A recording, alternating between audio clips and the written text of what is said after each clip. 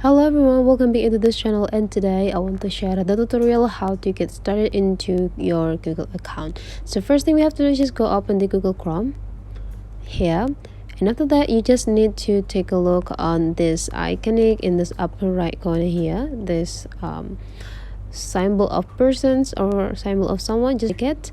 And after that you just need to go like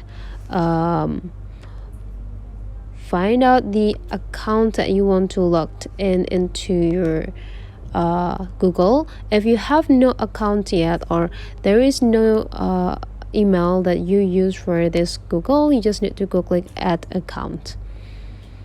And now you just need to follow the instruction. If you already have the account of Google, just need to like fulfilling this email or your phone. But if you have no account yet, you just need to go click create account. You can use, or you can choose either for your personal use or for your business. Okay, so let's try with the personal use. And after that you just need to type your name and also your surname, and after that you just need to follow all of the instructions that given by the Googles that appear on your screen. But today I want to use the email that already have it on my Google, and after you choose it, you just need to go yes I am, or click the email, and you are now ready to use the Google with your account.